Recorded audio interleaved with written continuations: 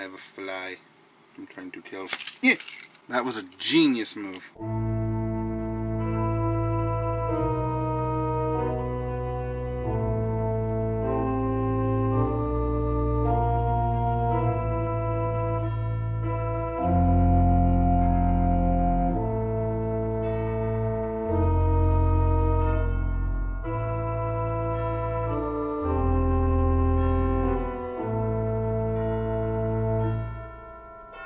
When ratchets creak in toyless chambers, and strange and frightening missiles fly through the halls, whenever light piping glows, when the gimmick is deathly dim, that is the time that ghosts are present, practicing their reviewing with ghoulish delight. Welcome, foolish mortals, to the Halloween Review.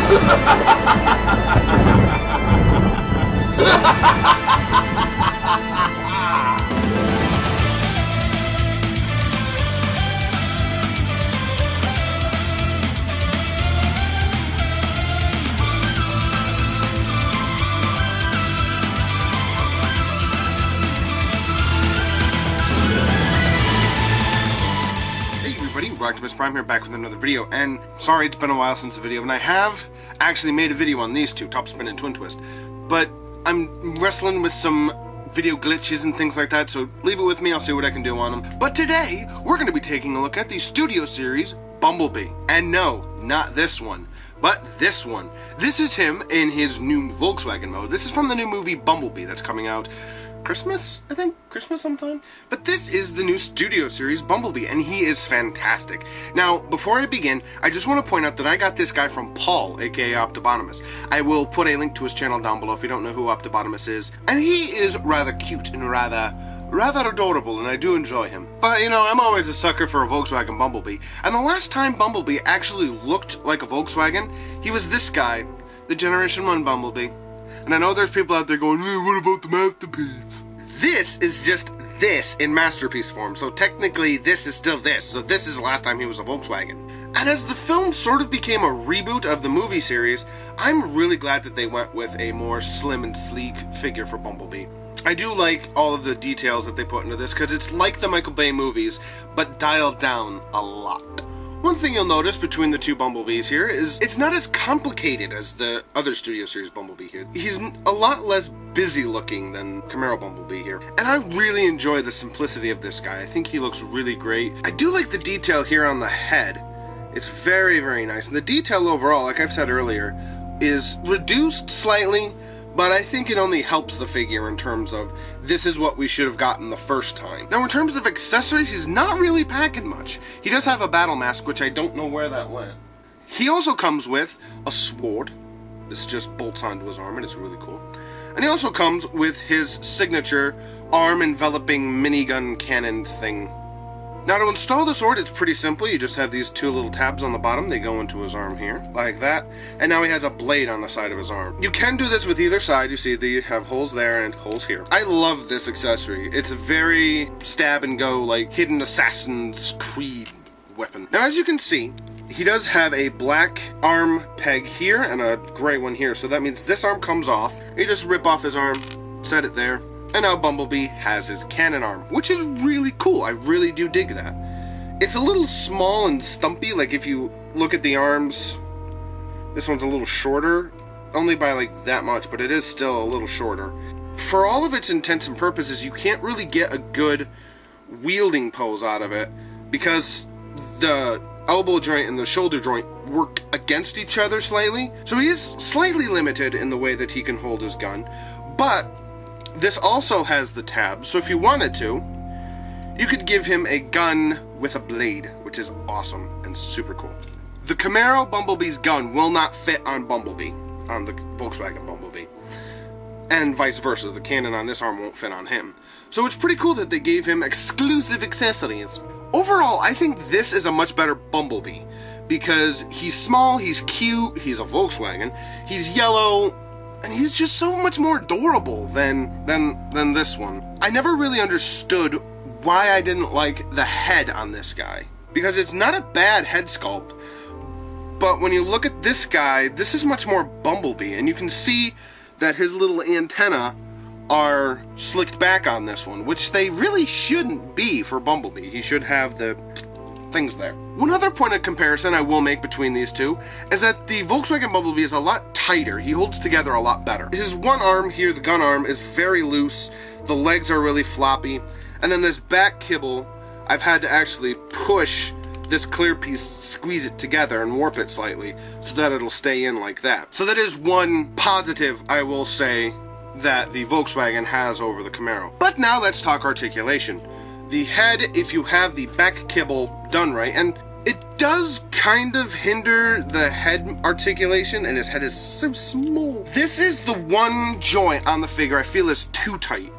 The head, and I probably could get in there, because it is just a ball joint, and shave down the ball a little bit with some sandpaper, and then that would free up the articulation on the head a bit more. So he has a ball joint at the head.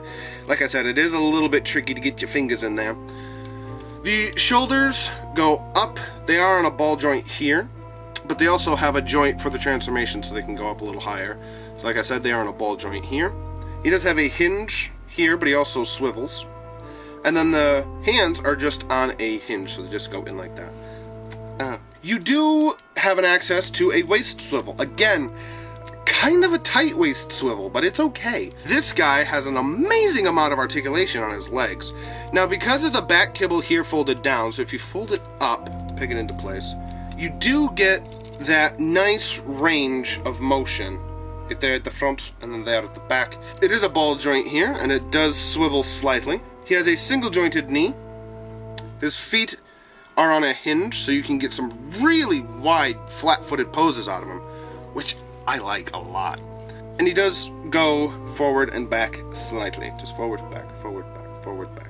Shall we do some size comparisons? How obvious is it that it's the next day? Here we have Studio Series Bumblebee, and here we have Masterpiece Bumblebee, and I like the fact that with this new Bumblebee, they didn't just copycat this guy. Here we have Hot Soldiers Centurion, which is Hot Soldiers Not Bumblebee in the Hearts of Steel version. Deluxe Punch Counterpunch, MP10B, Revenge of the Fallen Buster Optimus, which he's so small. I love it. And because I really can't not do it, here's the G1 Bumblebee. Little tiny Bumblebee. So overall, I really do dig this figure. He's got nice posability, which I already went over. One of the complaints a lot of people have on this figure itself is the transformation. People seem to have a problem with getting it tabbed in together, and while yes, it is somewhat of a massive pain, it's not terrible, still not great.